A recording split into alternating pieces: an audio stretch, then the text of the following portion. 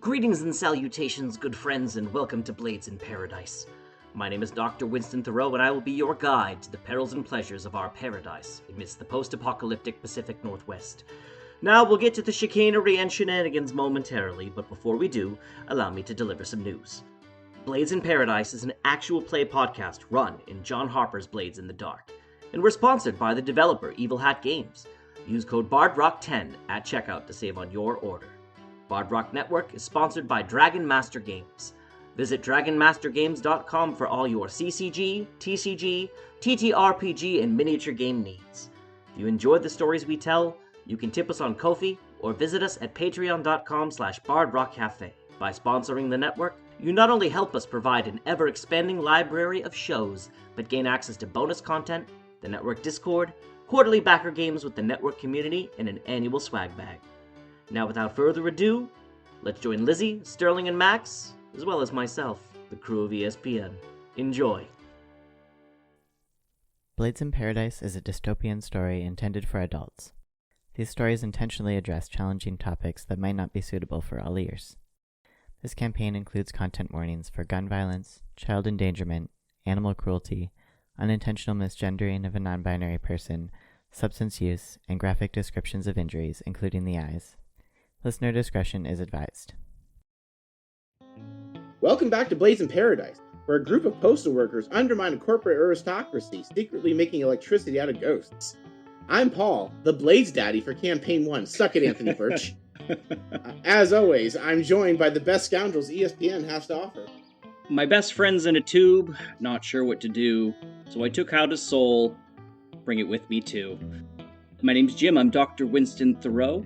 I'll be playing the whisperer of the group, and a fun fact about Winston is his entire life has been a lie. No elaboration, that's it.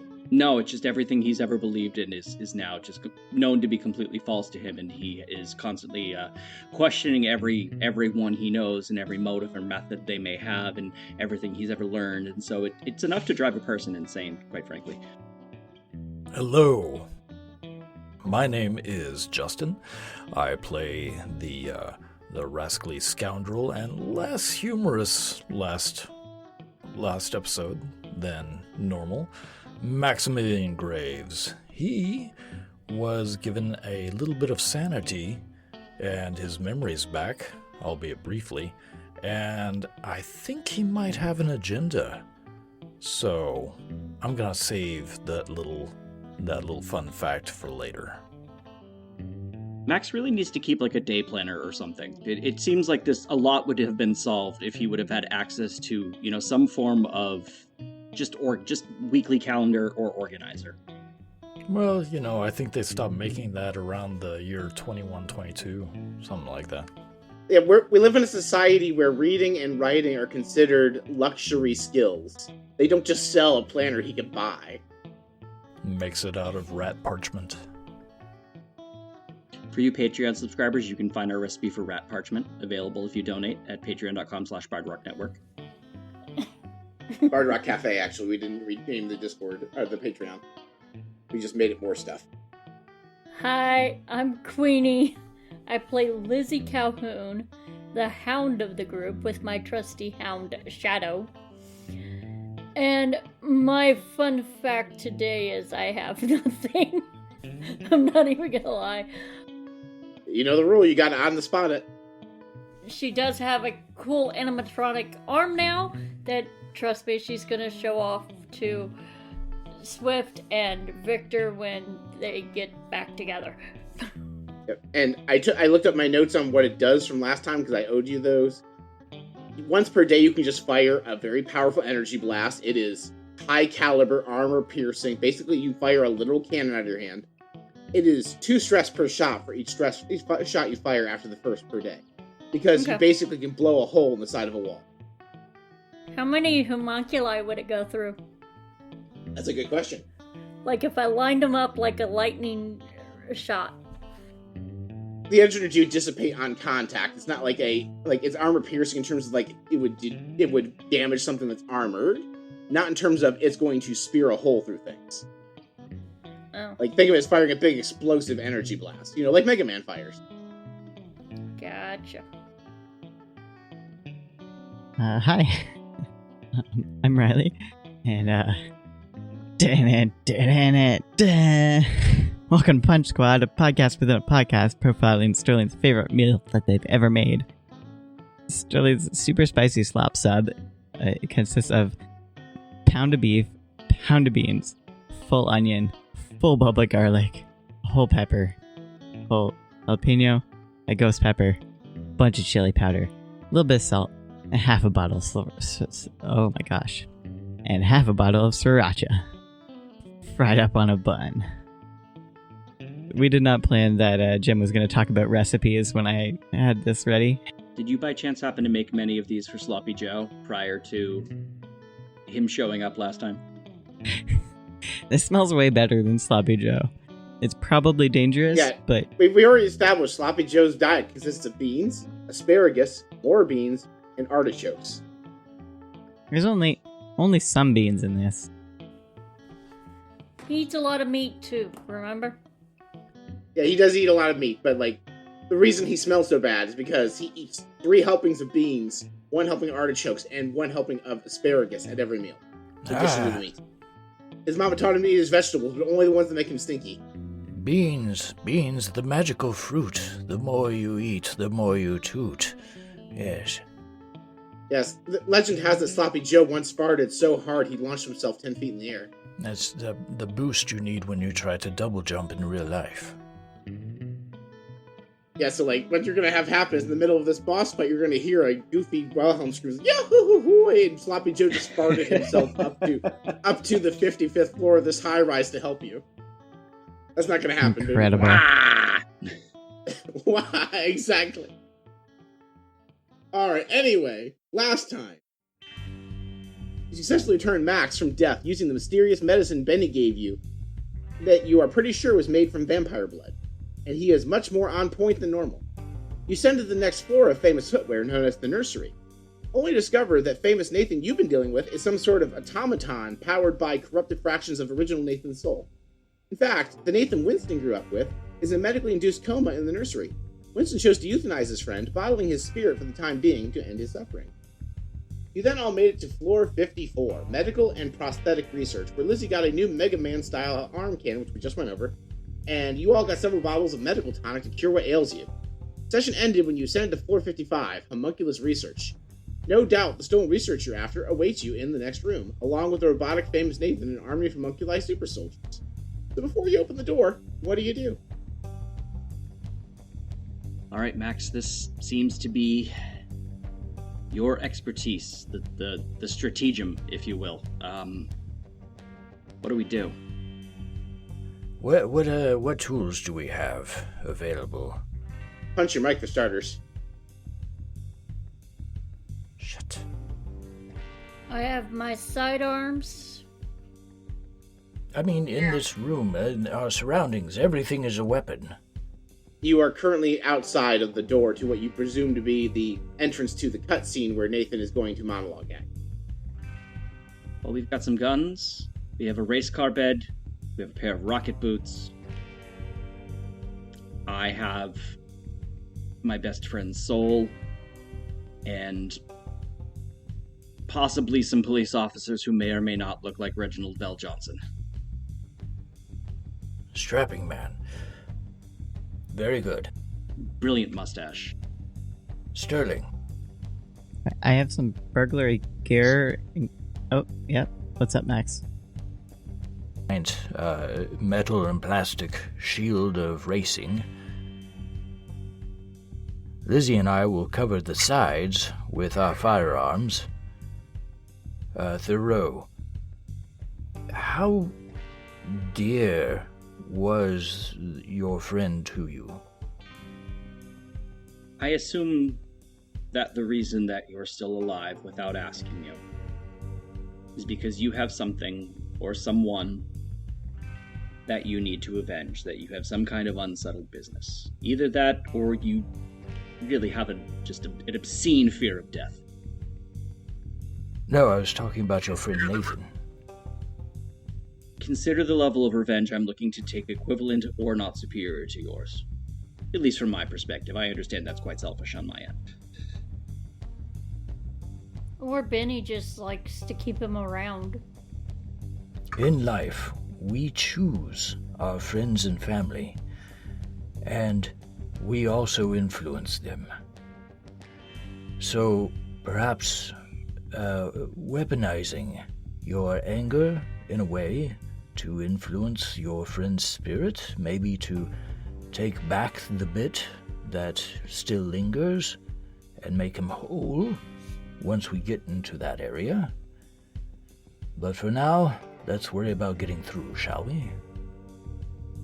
Before we go in, can I make a tinker check to try to understand how those soul vacuums that Nathan was using down at when the power outage happened, how those work? So you do not have one in front of you, so I'm going to give you a -1d to do that tinker check. Sure. If you had at least one still. Yeah, I'm at 1 still. I've been pouring all my power Okay. into tinker. Nope, it's a 2. You know how a vacuum cleaner works, because one of your many jobs as a professional shill has been door-to-door vacuum cleaner sales. Sure. But you have no idea how it bottles souls for you. Alright, this is either going to suck or it's going to blow. There's no in between. All right. Can I propose an alternative? Certainly. I go in alone to give the 3 of you the time you need to set up an ambush. I don't like it. And hope that Nathan is arrogant enough and stupid enough to monologue for long enough that you can get exactly what you need to get accomplished. Surely he's not going to take time to monologue. This is Nathan. No, it's not Nathan. It's the worst parts of him. The vanity, and the arrogance, and the cruelty. I will respect your decision. I find it to be, we'll say, just go with your heart on this one. Sterling, if he falls in combat, do not stop and pick him up. I don't respond to that. All right. So what we're going to do then is, in alignment with your plan, you're all going to, the 3 of you that are holding back, will have access during the next scene to one stress-free flashback within the confines of this floor for what you did while Nathan was monologuing. Let's face it, Nathan's gonna monologue. I wrote a monologue. Yeah, we know. I know you know. I want the audience to know that you know. I'm going to open the door on the count of 3, and I'm going to have my hands above my head, behind my head, in a completely defense position, and just... Nathan, I'm here to talk to you. Nathan, we were friends once. We can be friends again.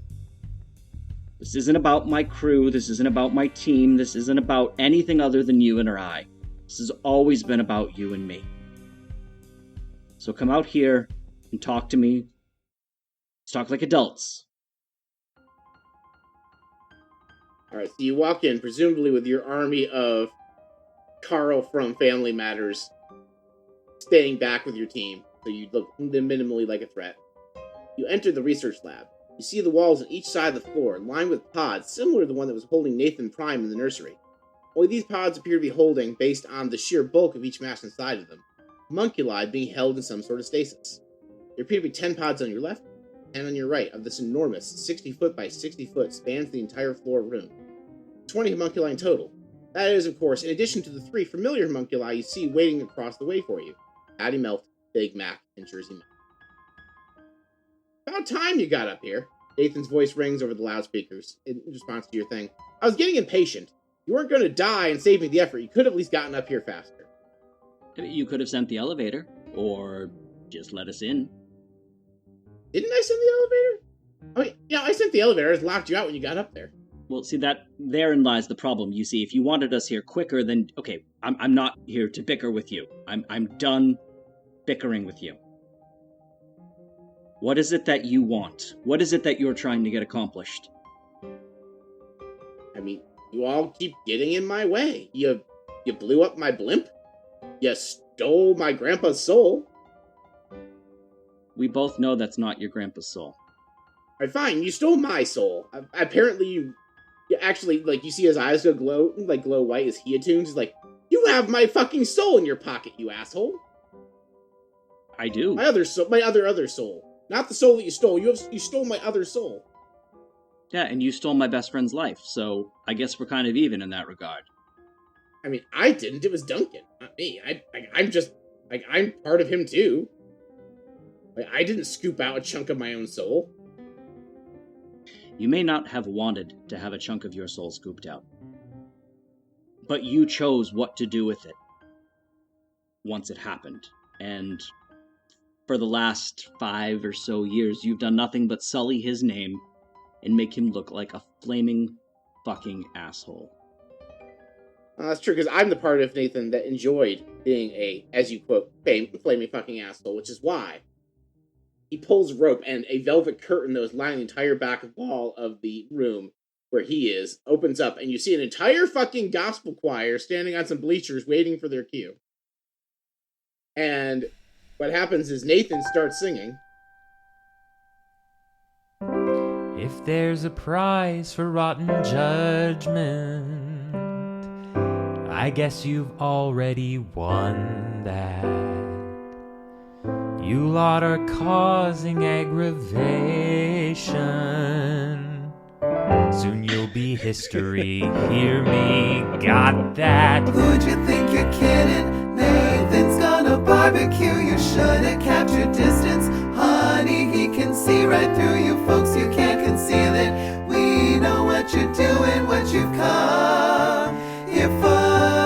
Oh, no chance, no way, not your day, no, no, no. He shoots, you die, he's so shy, oh. Can't get away, you will pay here and now.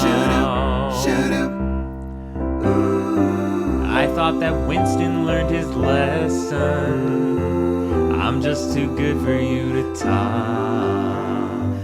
You should have chosen to stand by me, and now you're dying and it just won't stop. You are soon all dying, and there won't be time for healing. Winston, just stop trying. Hon, we don't know what you're dealing. Face it like a grown-up. When you're gonna own up that you've got it back. Oh, no chance today, you won't make it, no, no. Pay for your sins, you won't win, you're all done. I'll join the fray, make you pay, you are done. This ain't no trick, you got licked, you're all done. Get off my pace, I won't take it. You're a disgrace, I won't take it. He made his vow, it's all over, you're done. Oh, as of right now, I am sure you're all done. Shoot him, shoot him, shoot him, shoot him, sha-la-la-la-la-la.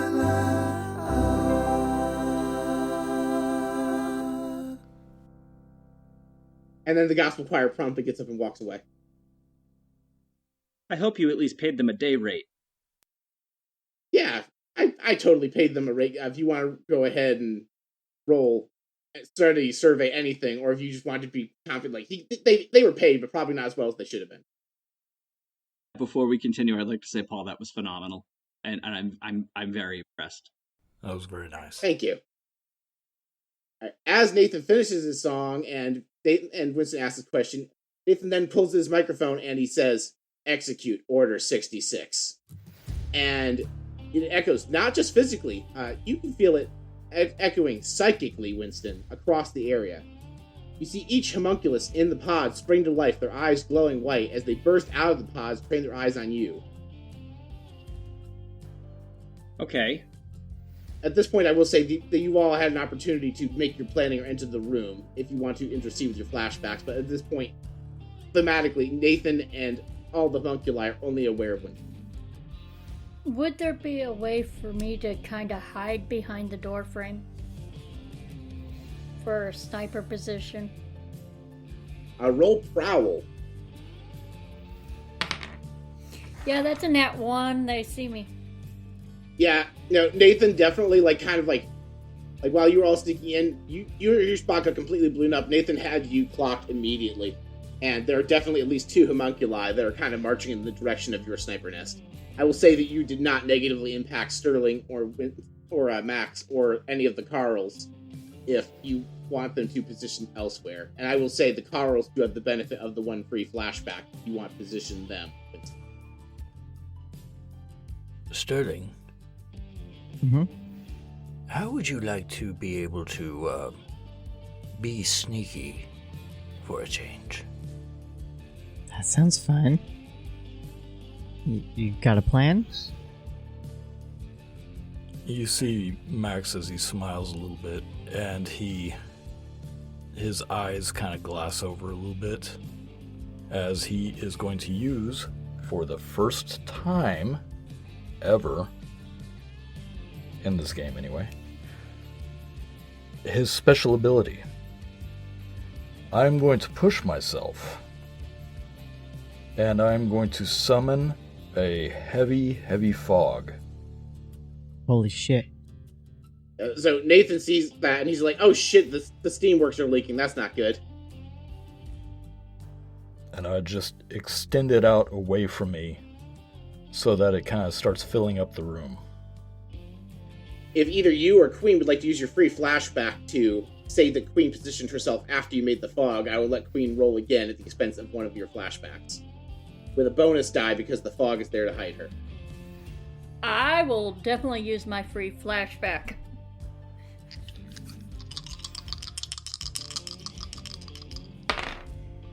That's a 6. There you go. You are now very well hidden. Alright, folks, I know we're flashy normally, but I think it's time we go low as they stay high. And Max just pulls out a couple of knives and slinks into the shadows. Go ahead and roll prowl with a bonus die because you have the benefit of your creepy fog. Ooh, that's a 6. Yep, the homunculi are just looking around in the fog like, the fuck are these guys? But you know from experience, these things, while borderline indestructible, don't have any enhanced senses for finding targets or anything. Alright, so Max and Lizzie have both taken stealthy positions to potentially attack something. Before we actually get into people attacking things, Sterling, what do you do? Or if you want to be the first person to straight up attack something, you can. I think I want to set the bed in the doorway that we entered, and then I have a blade or 2, so I'm gonna draw a couple of knives and follow Max's lead in another direction and try to disappear into that fog. Alright, roll prowl with a bonus die to disappear into the fog. That's a 6. Alright, everybody is going full stealth mode, and this is going great. Winston, would you like to also roll prowl for your army of Carls from Family Matters to disappear in the fog? I'll give you 2 bonus die because they already look like fog. No, I have a different method for the Carls, I believe. Okay. You know, Nathan, I've already taken your soul and I'm planning on putting it back together piece by piece. So I'm going to start by taking yours, then I'm going to find the rest of the automatons that have a piece of your soul in them, and I'm going to take those back, and I'm going to find a way to bring my friend back the way that he is supposed to be. But first, I'm going to do this.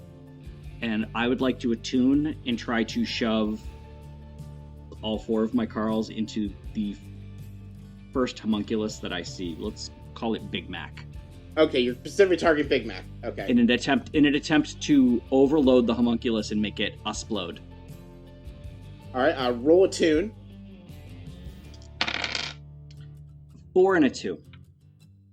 4. You shove them in there, and you see Big Mac just kind of drop on his knees as his head starts literally spinning around in a circle from him and all the Carl, and Carl Jr. fighting over control of his body. And with a 4, he just kind of like is incapacitated, but not taken out of action because all the Carls are trying to do something. But at the moment, you basically just stunned him. There. Winston, as you do that, you hear a crackle on your radio. Who is calling me at this point in time? This is very inopportune. Yeah, this is Swift Terror. I don't know what y'all got going on up there, but Juicy Lucy and Stoppy Joe, they went fucking crazy. Their eyes are glowing white, and they are beating the living shit out of Victor. Oh no. You wait a minute. You mean to tell me that I think Nathan took control of them. How he managed to do it, I'm not sure from that distance. I didn't even think that was possible. Do what you need to do, Swift. I pipe in on mine and say, shoot him in the head. You hear a rapid series of bangs because she is the fastest gun in the Pacific Northwest, and she's like, "Nope, didn't work." Well, on the bright side, we know Victor's indestructible as well, so get yourself out of there. All right, yeah, Victor, you got this, hun. We're gonna go steal the train, I guess, because the jig is up at this point. Because you also can hear in the background of the radio police sirens. Yes, get that train, Taylor. Lizzie, you're the best at this. Roll survey to try and figure out how on earth Nathan is psychically controlling all the homunculi, including ones at the base of the mountain. Especially the ones at the base of the mountain.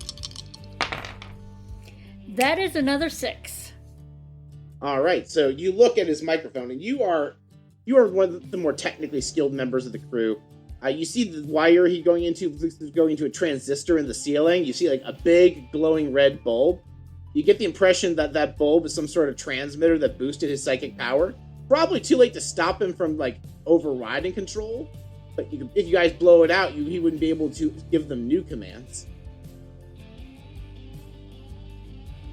I look at it, I pull a pistol, and I shoot it. That specific thing. All right, roll your choice of hunt or wreck to shoot out the transistor.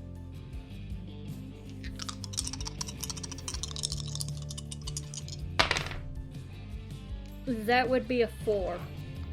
A 4, you shoot it, and it goes like there's a ricochet noise. You damaged it, but it's still working. So if Winston wants to try and get to the microphone, he can. He just has to get past 22 and a half homunculi. I will say, with your gunfire off, Famous Nathan does pull out a pair of pistols himself, a red one and a yellow one. And he's going to fire blindly in your general direction. And with your 4, he does wing you, but in your metal arm, so it also just makes a ricochet noise, like, oh shit, he has an idea where I am. Hot dog and a mustard and a ketchup gun. I was like, what would Famous Nathan's weapons be? I had thought about that for a good 5 minutes. He's the condiment king! You maxed it out. That's the funniest thing there is. Exactly. Like, the first thing that came to mind was, in fact, the best thing. Can I flank this fucker? Let's sneak up behind, Nathan. Well, Nathan's on the other side of a 60-foot room. You have a fair distance to clear with a bunch of enemies in the way, so... Okay, I missed the 60 feet. Yes, that makes sense. Yeah, if you want to roll another prowl roll and try and sneak past the next rung of enemies, it'd probably be, like... I don't know, you're probably like a third of the way across the room. If you want to roll prowl and see if you remain undetected as you just walk through with you left the race car bed for them to slip or something, I think. So you just walk through your knives. Yeah, I've just got a knife in each hand and hold the blade down so that it's kind of like I can punch with a blade. Okay. Yeah, so the race car's in the doorway. How far out did the fog go? Sorry, you probably said that. That's a question for... Does the fog feature specify how far it goes, Max? It does not. I was just trying to fill the room, at least 3 to 4 feet of it. Honestly, I'm going to go ahead, like, just for thematic purposes, I like the idea that you guys are just fighting in a literal fog of war. So I think that this room is just obscured for everybody. It means you also can only vaguely see where everyone is, unless any of you have particularly good features. But Nathan did just fire a big, loud mustard gun, so you have an idea of where he is. And the homunculi do have glowing eyes, so you have a general idea where they are. That's what Sterling would try to do. It might not be the most strategic, but, Prowl, you said? Yes. And the bonus die for having the Fog of War will roll forward. 4. 4, mixed success. You make it a decent chunk of the way there, and one of the homunculi does clock you because you get a little too close. And they go to clobber you, but it's one of the homunculi came out of the pods. They're not armed. Like, Patty Melt has her flamethrower, and Jersey Mike has a fucking chainsaw, and Big Mac just had a barbed wire baseball bat. This guy just cold cocks you in the gut really good with a fist. You're going to take a level 1 harm of winded. Okay. If my level 1 harm is full, it gets upgraded to level 2, correct? Correct. I thought we cleared some of your harms with all that medical tonic you took last episode. Did you forget? Yeah, we cleared a level 2, but I still have 2 level 1s. I'm in a rough shape. Oh, okay. I thought you saved tonic because you had nothing else to clear. You were just like, oh, I'll save this for later. No, I saved it for other reasons. Okay, that's fair. Yeah, so you have, like that level 2, broken ribs. Ooh. Because they punched you real good because they were real strong, and you were just going to be winded. That's my turn, right? I can't, counter attack. That seems like pushing it. You can absolutely counter attack. You are now in fisticuffs with this homunculus. Yes! And you do have the strategical knowledge that hitting them in the head is not effective. I'm gonna try to punch slash in the throat with the intent to decapitate. Alright, go ahead and roll skirmish. That's a 2. A 2. When I'm going to give you the 2, you slash, and you find purchase with the knife. And we have content warnings for a reason, folks. That head is just kind of partially severed and flapping around. The homunculus does not seem to care that its neck is only partially attached. It's now nearly headless, Nick.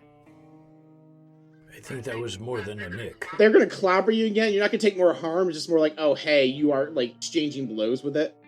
But, it's mostly focused on the fact it can't see as well. But the fact that its motor functions are completely unimpeded tells you the head is not the control center of the body, i.e. where the soul bottle is purchased inside of its body somewhere. It's in the genitals. Yeah, based on the fact that they walked off getting shot in the head and cutting the head off doesn't seem to affect anything other than its ability to see, you get the impression that if you want to permanently kill them, the head is not the thing you should target.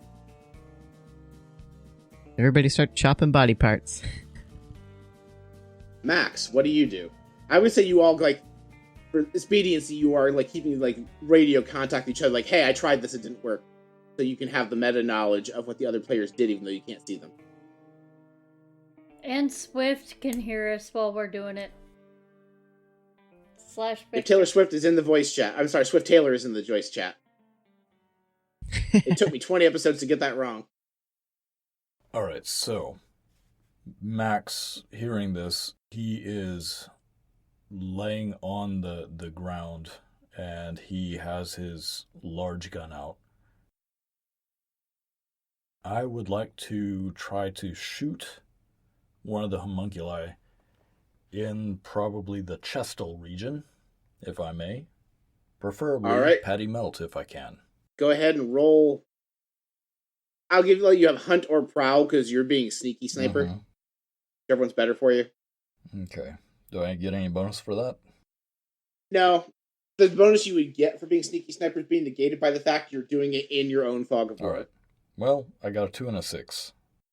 All right, with a 6, you blow a hole in her chest. Were you aiming for the left side where the heart is, or the right side where just the lung would be? Well, since Max is dyslexic, he probably went for the left side. Okay. Yeah, so he shoots her in the left side. You blow a hole in. She clutches her chest for a minute, and then she goes back like nothing happened. She does blast her flamethrower in the ceiling, and a little bit of fire catches in the rafters. But no, the heart is also not apparently the weak point. You see blood coming out, but she seems unbothered by it.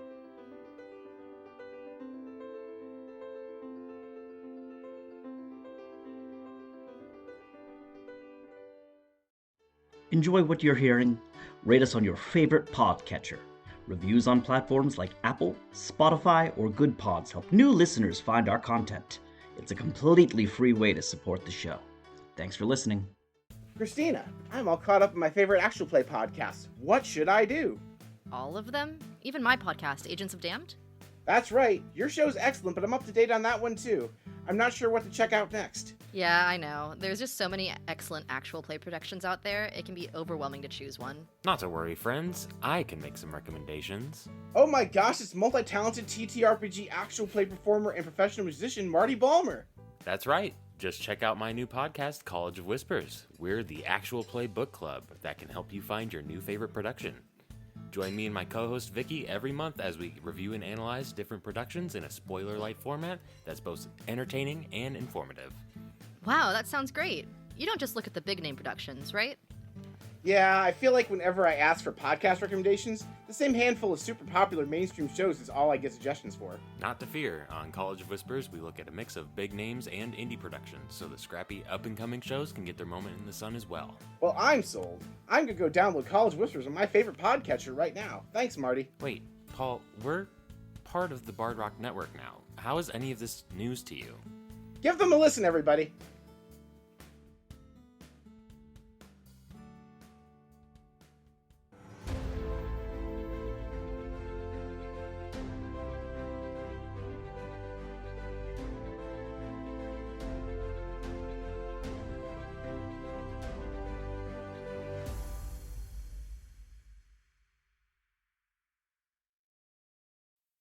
Thoreau, concentrate.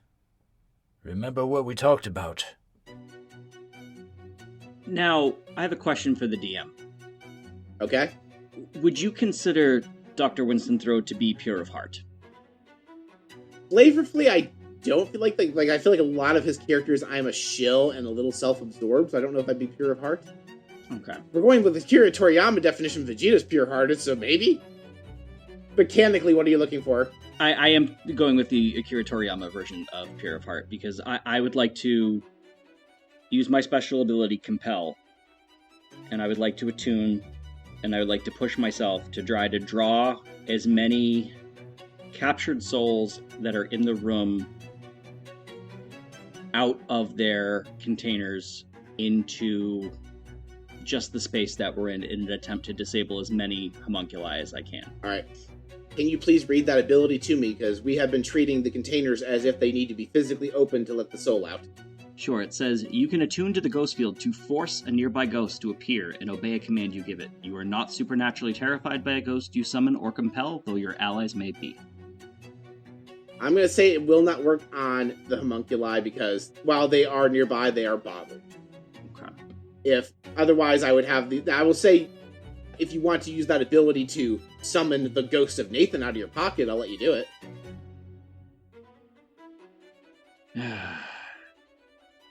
I'm going to completely change my tactic in that case, in which case I am going to attempt to attune to something that I have only attuned to once before, and I would like to try to call the fucking Deathclaw from Fallout to try to rip the roof off of the building. Okay. At least one of those is definitely in the building somewhere, so go ahead and roll a tune. I'm going to push myself, so I get 3 dice on this guy. That is a 6, a 4, and a 6. Yes! And I mentioned when I described the layout of this building, above this floor are the penthouses where the famous family live, and on the roof is the helicopter pad. There's only one place in this building a fucking Deathclaw from Fallout is ever going to fit, and that's the helicopter pad. So you hear a mighty roar followed by thump, thump, thump, as this thing basically just jumps 10 feet in the air and uses its entire weight to come crashing down 5 floors to you. And an entire hole blows through the ceiling. And this thing just standing in the middle of the floor, because magically it knew how hard to jump to fall down to exactly this level, because video game logic. It just lets out a roar like it's a motherfucking T-Rex. And it just starts going to town on homunculi, chomping them, literally swallows one whole, though you're not sure that even that will kill it. My nose and now is you have bleeding. a rampaging T-Rex. I have like a vein in my forehead. I've got a burst vein in my eyeball, and I'm on one knee, and it's just like it's... how does that go? Anything you can do, I can do better. I can do anything better than you. I'm going to do something I'm supposed to be forebodden from doing in Blades in the Dark. There's only one fair way to resolve this. Nathan's going to attempt to attune and control his own T-Rex. So I'm going to... What is your attune score? I'm going to give Nathan the exact same score. 2 in attune. So I'm going to roll 2d6, and if Nathan can can get a 6, he'll eventually get control of it again. He got a 1 and a 6, so next turn, because he has the benefit of his psychic amplifier that's partially damaged, he will turn it right. Right now, this thing's on your side. He's going to spend his entire turn, instead of shooting at you all, trying to seize control of the T-Rex and eventually succeed. But right now, you guys have the homunculi on the ropes, sort of. At the very least, the T-Rex put them on the ropes. Lizzie, what do you want to do?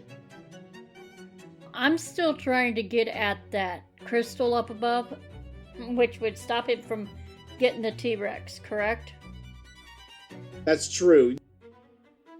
Nathan would only be able to neutralize the control of the T-Rex, not seize it without his thing. So if you can destroy it this turn.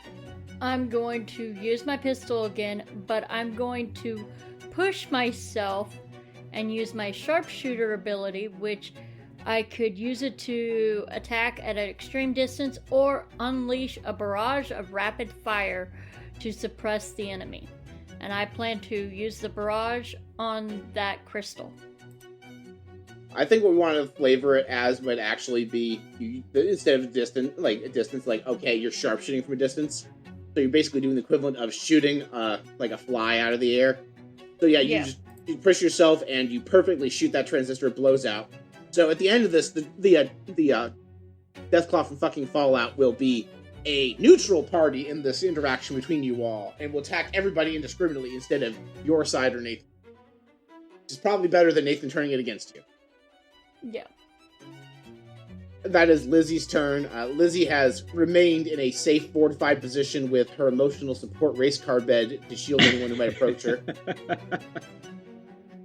Very importantly, Sterling unlocked the brake that keeps the wheels from turning, so that it will be a slip hazard.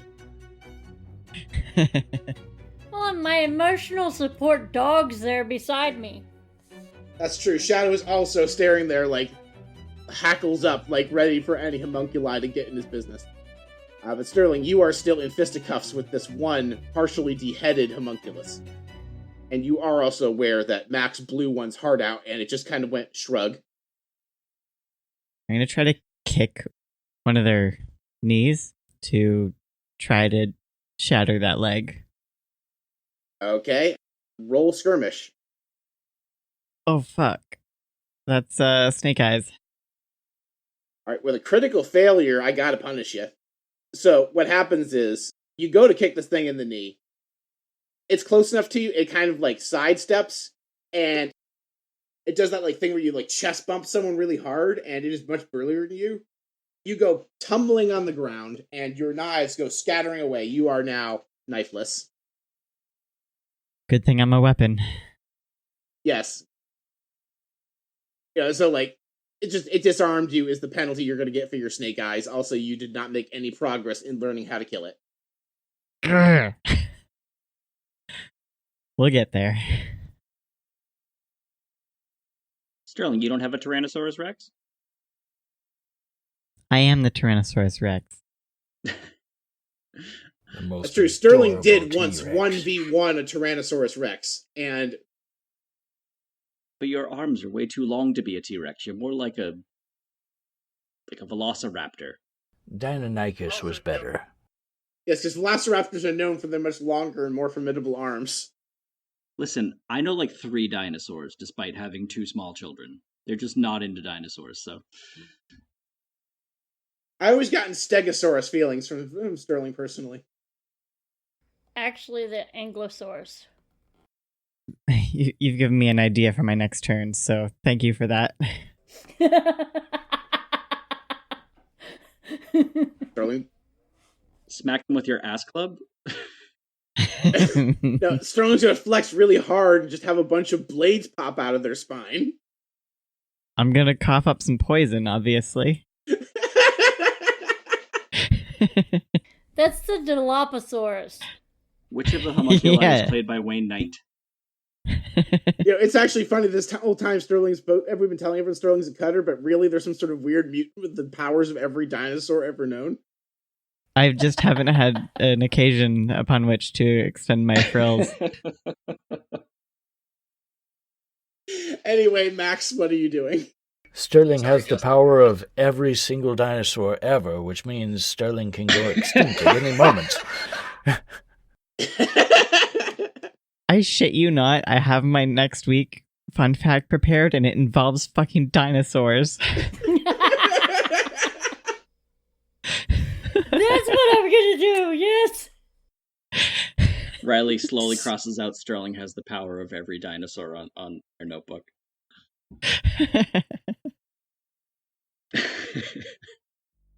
Do I still have Petty Melt in my sights? You do. All right, I'm going to try to blow out the other half and hopefully hit that nice flamethrower pack on her back. Okay, you should have made it clear to me that's what you're doing. I would have yes-anded into that probably if you had asked.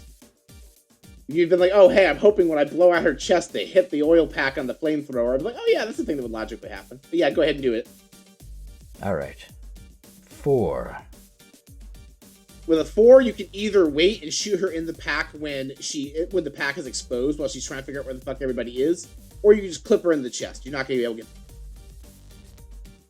Yeah, I'll go for the chest over the pack. I was hoping to get a twofer, but... You clip another shot on her chest, she still seems unbothered.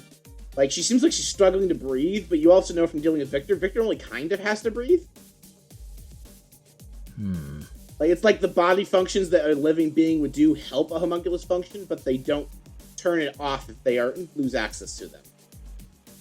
This is how Victor walked off, amongst other things, jumping off a moving train. He probably broke his legs and just kept walking. So we know it's not, the neck area, because Sterling's already handled that area. I've blown out the chest on one of them, so it's not that. Let's see. Thoreau, bite one's kneecaps off. I instruct the fucking Deathclaw from Fallout to try to bite the knees off of one of the homunculi. For this turn, I'm just going to let it do it. It bends it over, it puts its teeth around the leg of one of the things, bites the entire leg mostly off. The homunculi seems unbothered until the thing flips it up in the air and just drops it down its throat hole. But the homunculi seemed unbothered by the leg. You get the impression the soul bottle is not housed in the leg. I would like to just try to keep him on our side for as long as humanly possible. Roll a tune. You're going to need to get a 6 to match Nathan's 6. Nope, 2 3s. Nope, the Deathclaw at the end of this round, which is approximately now, is going to just start turning and acting indiscriminately. But fortunately for you, there is approximately, with the 3 homunculi it has eaten so far, there's still only a 1 in 25 chance it'll go after any of you. I'm literally going to roll a d20 and assign you all the numbers at the top. She's acquired a taste for them now. Each of you dibs a number from 16 to 20. Don't pick the same number, otherwise it'll eat all of you when I roll it.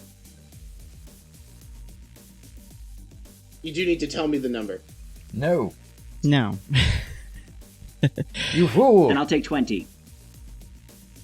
Alright, Max is now 19. Winston is 20. Sterling, do you want 18 or do you want 17? 17? Alright, and that makes Lizzie 18. I rolled an 8. The Deathclaw eats a random ass homunculus. If it rolls a natural 1, it will eat Nathan. But yeah, the homunculi are going through. I say at this point, Nathan, oh wait a minute, we have an exhaust system, and he runs over and flicks a switch, and a bunch of exhaust fans start blowing. This is going to be the last round the Fog of War is present. You can run, but you can't hide, Nathan. With that flamethrower, I'm surprised any of it's left. Well, you didn't say it was flammable gas. It's just fog. Anyway, I don't know how fog works. I'm not a meteor biologist.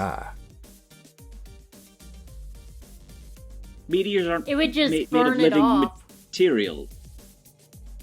Thank you for yes-anding my Paul misspeaking and Nathan saying something stupid. I appreciate that. Well, I assumed it was on purpose. No, it was not. Lizzie, now that the fog of war is starting to clear, roll survey to see if you can find anything useful about this room that you haven't already noticed. With your sniper's eye looking around. I'll give you a bonus die because your Pip-Boy technically helps you analyze things in situations where you have time to analyze them. 1-6. Alright, you see near the control panel where Nathan is, a filing cabinet that looks like it probably has important documents. You get the impression the reason you're all here is to steal this homunculus research back. And this is the homunculus lab. The research is probably in that filing cabinet. Okay. I will say that the homunculi guard in the filing cabinet is Big Mac, who currently just has his head spinning around like a rock'em sock'em robot or some shit. I aim at Big Mac and using my Pip-Boy take a gut shot. Gut shot. Okay, so you do that. You're going to take 2 stress to fire. And across the room you hear a plink as you hit metal in his stomach. And steam starts shooting out of his stomach. You shot him in the appendix. The appendix is where the soul bottle container was. The most useless of the organs. Exactly. They had to replace an organ that would not be essential to the basic function of the homunculi, so they took out the appendix and put a soul bottle there. So their Achilles was their appendix. Hey, Doc, get his soul now. Appendectomies are on the menu, boys. Alright, Doc, roll a tune to... I'm just going to say you probably, because you've been through this whole building, probably been stealing lots of bottles that could be used as soul bottles, so if you want to roll to just, like, Ghostbusters, Ghost Trap, Max Soul into the bottle, you can. So this is a mechanics question. On my last failure, I fully leveled up my resolve bar. Do I take the point now, or do I take it in between sessions? You can take it now. I think it's more interesting. Like, I like the idea of you guys leveling up, being able to give you that, like, big character moment. Like, oh, hey, I unlocked that anime ability I've needed this whole time at the critical moment of the fight. All right, so now I just roll 3 dice for a tune naturally. Yay! Yep, so, yeah, you, like, have this moment where you're like, aha, and your eyes glow white as you tune into the spirit field in a way you've never have before. That is a 6, a 5, and a 4. I watch it, like, almost in slow motion. I see Lizzie shoot Mac right in the appendix. I see his soul start to escape from his body, and with almost the pinpoint precision of crazy old man from the Kids in the Hall pinching people's heads, I pinch his soul out of the air, and I just pluck it and drop it right in the soul bottle. Because you know from experience possessing Victor, you would have trapped all the Carls inside of Mac's body if you hadn't done that. The Carls are now just standing beside you, like they're ghost versions of their service firearms that are ready for your command again. Hey Nathan, whatever happened to predictability? I mean, you just dropped a T-Rex from my helicopter pad. Predictability is all gone now. Oh, but hey, I can see you! So he points his revolver at you.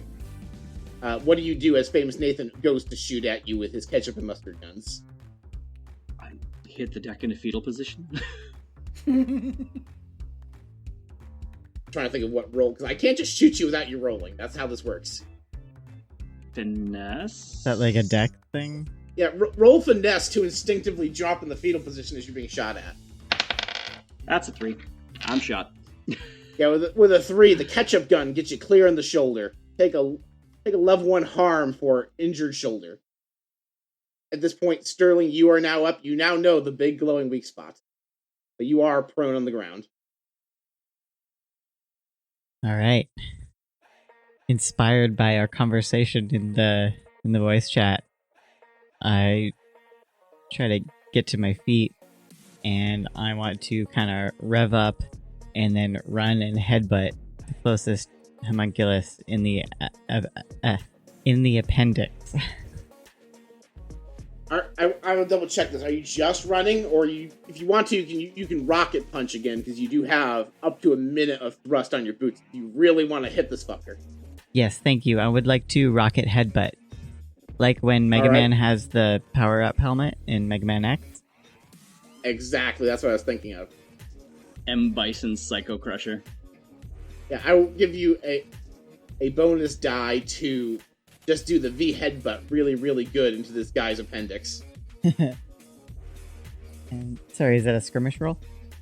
Yes. That's 1-6. Alright, there's a 6. So you actually headbutt this guy so much that some cartoon bullshit happens where there's like a Sterling's head-sized bump that comes out his backside, and the bottle comes tumbling out and just rolls across the floor unpunctured as the homunculus body collapses to the ground without a power source. Hell yeah. And your head is absolutely covered with innards. Damn right it is. Nathan looks very concerned you've all found the one weakness of his otherwise indestructible army. Max. How many are left? So you all just took out 3. The T-Rex had eaten 3 more. Oh, plus Big Mac. So out of the 23 that were there, plus Nathan, you have gotten rid of 7 of them. Okay. So about a quarter of them are gone. Well, somewhere between a third and a quarter. Thoreau, Maximilian, you want him dead? deader than a doornail. Max will begin to run towards Famous Nathan. And as he does, you can see him shiver a little bit as he uses his other special ability. As he begins to use this ability, he goes from being a solid old man to a running, slightly transparent old man. And I am going to take 3 stress to do this. So 2 is for the shifting into the ghost field, and 1 is to make it last for a few minutes, rather than a few moments.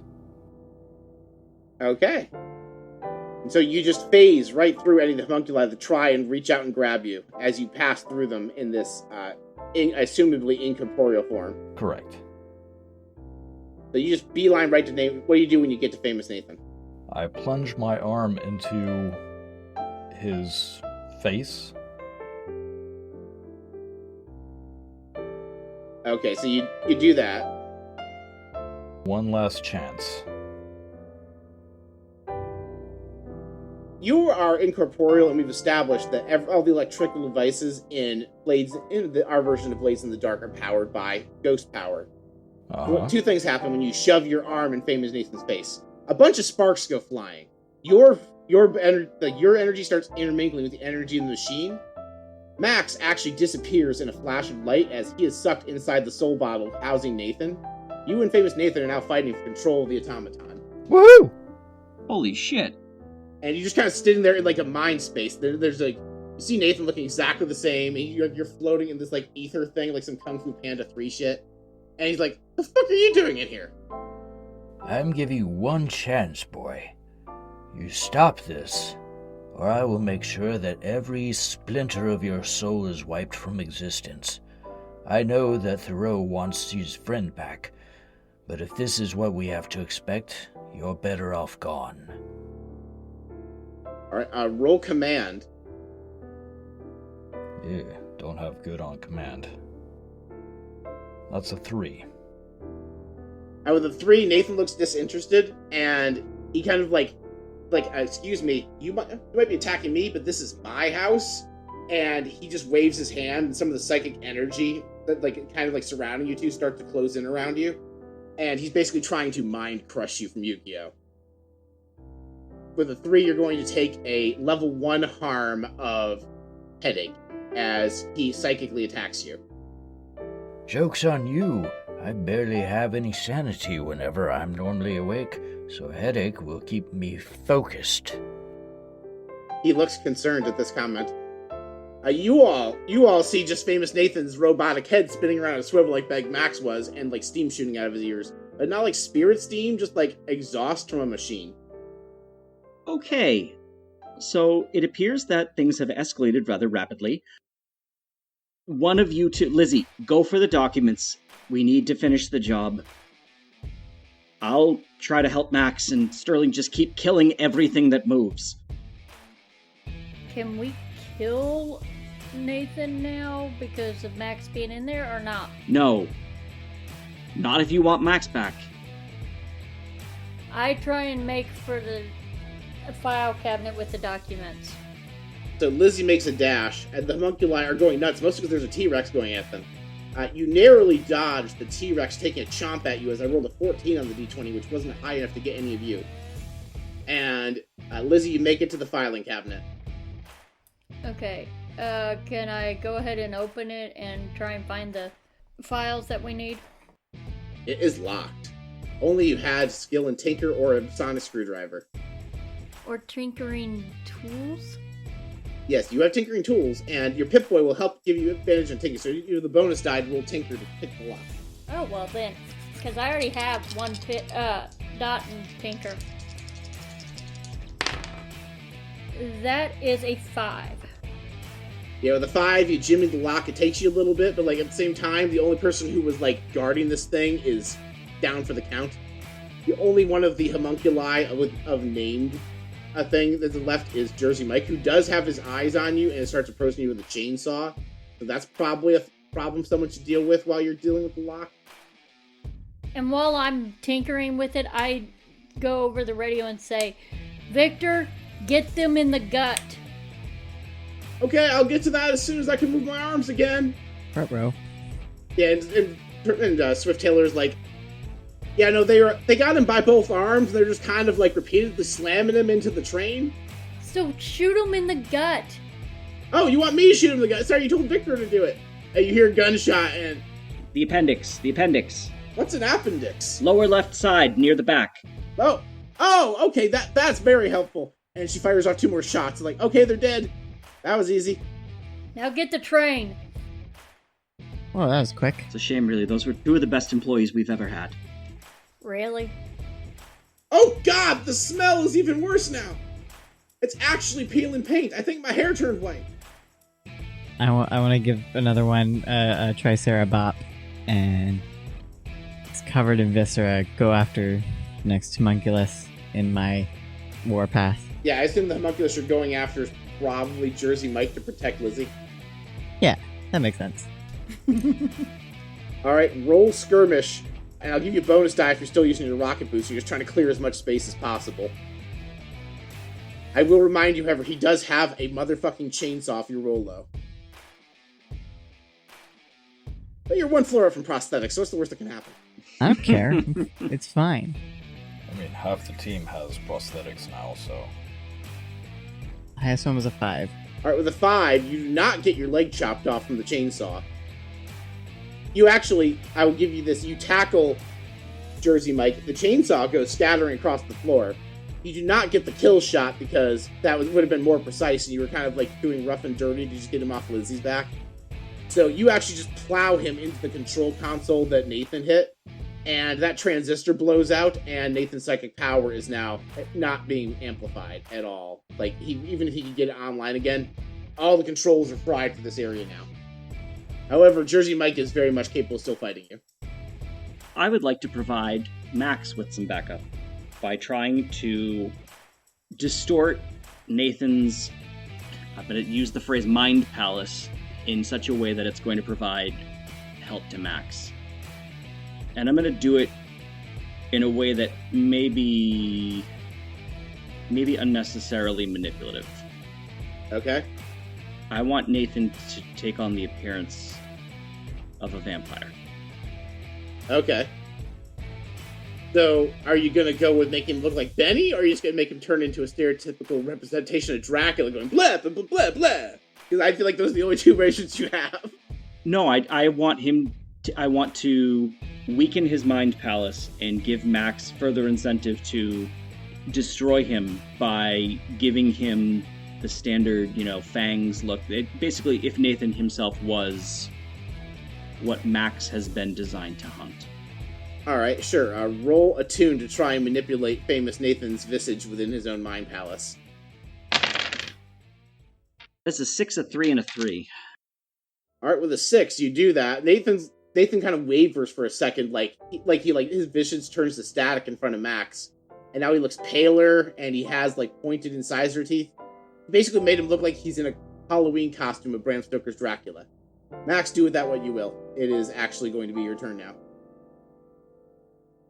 Ooh, how do I attack when I'm in the ether like this? I will say you have access to, anything with complex mechanics won't really work. Your prosthetics are fine because they're simple mechanics. You pull out a gun's not going to shoot, but you can stab him and punch him just fine. Alright. So, as Max is standing there, he looks at Nathan, seeing the change, and he kind of laughs a little bit. Oh, that's... that's cute. Going trick-or-treating, are we, Sonny? Well, let's see if I can turn into something a little more palatable for you. And you see as Nathan sees as Max turns into a 25 to 30-year-old version of himself. Full military regalia. He has 2 large knives that he pulls from his side. Let's dance. And I'm going to attack. Roll skirmish to get up in his business with your knives. I'll give you a bonus die because you have, through Winston's help, summoned the visage of your original uninjured hunting spirit. I have a 5 and a 6. Yeah, with a 5 and a 6, you just slash a knife right across Nathan's midsection or something, and you kind of see he doesn't have a physical form, so there's not blood or organs or stuff for you to get at. You're kind of psychically weakening him, and so you slash at him, and you just kind of see his form start to diminish, he's fading away. He becomes slightly transparent. Blah blah. That's not good. Why am I going blah blah blah? That's rather not the question you should be asking. What you should be asking is, why are you going to die without telling me where the Pickles brothers are? Oh, I think Max's medicine's wearing off. That means nothing to Nathan. Oh, you've aligned yourself with the enemy, and you don't know who your masters are. That's a shame. Who are the Pickles brothers? Tell me. Maybe I do know them. Maybe they don't go by that name. I don't fucking know. Let's see, there's Thomas, and there's Dylan. Oh, you got me there. I don't know about Thomas or Dylan Pickles. All I know is my big bosses, which are the famous family, and then we work for Procter & Gamble. Proctologist Gambler. Yes. Very well. You will die today and tomorrow. Max, you are currently in full clarity, yes? We've agreed upon that? Yes. At the mention of Procter & Gamble, you remember something. You met Gamble several episodes ago when you went to the mausoleum. Mm-hmm. And you didn't remember who he was then, but you do now. He's one of the 2 guys in that photo of you with Benny that everyone saw earlier. And he's definitely a motherfucking vampire. Max has no paper or pen to write that down with, unfortunately, because he's in a frickin' mind palace. Only one of you was able to psychically communicate with Max. If only. Hey, buddy, how's it going in there? Oh, jeez. Just this giant face of Winston Thoreau. Incoming message from the big giant head. I look like the sun baby from Teletubbies. I was gonna go with Zordon from Power Rangers, but yeah, same vibe. Show me your moves! Well, I just slashed him across his ethereal stomach, and I'm going to continue to do so until I can finally, separate him from this whatever we're in. And, by the way, go kill the vampire Gamble if I don't get out of here. And Nathan's like, holy shit! Why are so many people in here? This is my soul! I believe you mean it's my best friend's soul. You got me there, I guess. Nathan takes psychic damage from that. Kill the vampire There's a riverboat casino vampire? What? Just get me out of here while I'm still thinking clearly. Can I attune to try to bring Max back to us? Sure. Max, are you willingly being pulled out? Sure, can I grab hold of Nathan while I do it? Sure. Go ahead and roll skirmish to grab a hold of Nathan. I got a 6 and a 3. Yeah, you have him in like a very good choke, like the full Nelson from Dragon Ball Z. Like you just have him locked in. If Winston pulls you out, he will pull Nathan out of the container with you. Which was one of your goals anyway. Let her rip, Thoreau. Do I think I can do it with 3, or do I push myself and take a trauma? That's the question. Do you think the free flashback you haven't used would benefit you in the slightest here? I'll give you a bonus die if you can use your flashback to creatively suggest how you came up with this plan. Okay. I remind you, you do have the ability to roleplay with the other players in the flashbacks. Alright, so I'm going to cut back to before we open the door. I know you said follow my heart and do what's right. But here's what we do. Max, if there's some way that you can figure out how to get to Nathan, I think we might be able to pull him out of the bottle that he's hiding in. I don't know how. Is there some way that you can interact with the spirit fields? Maybe. It's been a while. What year is this again? You're clear-headed right now. I am. I mean, he's still got a 300-year memory. That's a lot of memories. I believe it's 2345. Yes, if this is the year 2345, it's only been 142 years since I've done anything. But if I am unable to do that, I will just cause as much damage to him as possible. And if his soul leaks out that way, then perhaps. You get to Nathan, you weaken him, and I'll handle the rest. I will pull his soul out any way I can. Flash forward, you now have a bonus die. Ta-da! 5 is the biggest on the dice. Alright, the 5, you pull Max out, and Nathan kind of sticks for a second, but he is weakened, so with the 5 I'll give it to you, because you guys did fuck him up pretty good in his own mind palace. He's like a Pooh Bear. Yeah, you just hear this weird audible pop sound as he comes out, and Winston, his soul just seems magnetically attracted to the bottle with the rest of the original Nathan's soul in it. They want to be a whole. I will do the Ghostbusters trap thing where I pop it open and roll it on the floor below him. And the two pieces merge together, and the soul seems to glow a little brighter. Collect my soul ball. And at this point, Lizzie, you have the research. Jersey Mike is stunned from Sterling tackling him. You all have gotten what you came for. You've deactivated Famous Nathan. There's still a fuck ton of homunculi. But you also see, if you want to get the fuck out of here before the Deathclaw eats you, the windows, which are mostly broken, outside of the window, conveniently that monorail you learned about recently constructed, one of the areas is actually relatively close to the area and would provide a convenient grind rail if one of you were, say, to be able to grind on it. And if you had a convenient, some sort of vehicle thing they could tug along behind them, the others could use as passengers. Just as a suggestion. Maybe a bed shaped like a race car. Yeah, if one of you had grind boots with rockets on them they could use to grind down, and you had a race car bed, you kind of just tug along like a little wagon with everyone else on it. That's your getaway. I have those. Technically, I have two pairs. That's the coolest fucking image I've ever As we're grinding away from the final scene in Jurassic Park, where it's just a fucking Deathclaw with homunculi all over. A banner falls from the ceiling. Yeah, the banner falls from the ceiling. Sterling, you're pulling everybody. You're going to have to do the big jump, so roll your choice of skirmish or wreck, I guess. Or you use your rocket boots, actually. You use your rocket juice to pull you guys for the jump.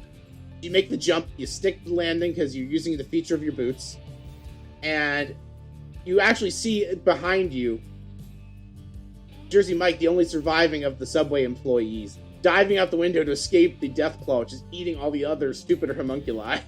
Can I turn around and use my hand on Jersey Mike? Sure. Fire your laser blast. It is a hunt. You have to actually hit him, so... Fuck yeah. Go ahead and roll hunt to fire a giant laser blast to try and eviscerate his body. That would be 2 5s. With 2 5s, you blow off his legs, but his upper half, which is still like the part that has the thing that keeps him alive, is falling down. You might encounter him later in a wheelchair now, or prosthetics or something. Okay. Rolling around at the speed of sound. And so you all roll down the monorail. You hear police sirens going up because the police were already on the scene. Also, you do have 4 ghosts of the same guy following you behind, but like they've turned their legs into little like ghost wisp things, so they can kind of just fly behind you.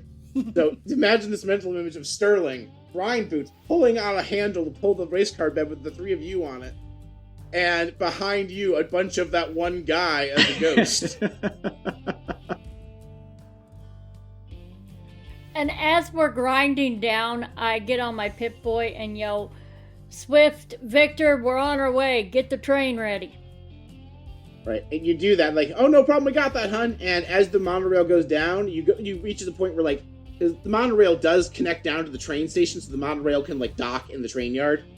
And you see the train pulling out, and you see, like, Swift Taylor waving you over, and it's just a matter of, like just a simple jump for Sterling with, like, at the very last bit of the rocket boots to launch you all into one of the train cars, like a cargo car or something. I do a spin. You spin dash, and you somehow use that to knock a sliding door open. Do I have to roll for this jump? Yeah, if you want to, you can. Like, roll rec to spin dash the door open. As long as it's not a failure, you're fine. It's a 4 and a 6. A 6 will do it. You spin dash, and you hit the door at such an angle, it just slides open. You kind of spin and drop everybody else inside. And you all make a clean getaway on a train out to Tightwad, where you can deposit everybody. Thoreau, vampires. Listen to me. There are vampires everywhere. I am completely lucid when I say this, and I want you to know that they are the ones running the city. Campbell, he's one of the...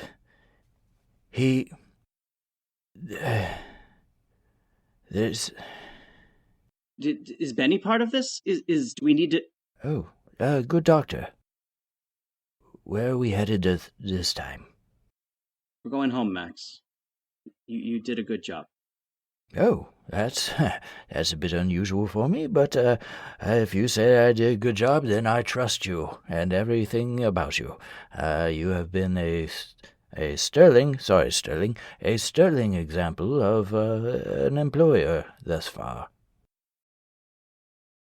I just throw my arms around Max and just start openly weeping on his rat pelt coat.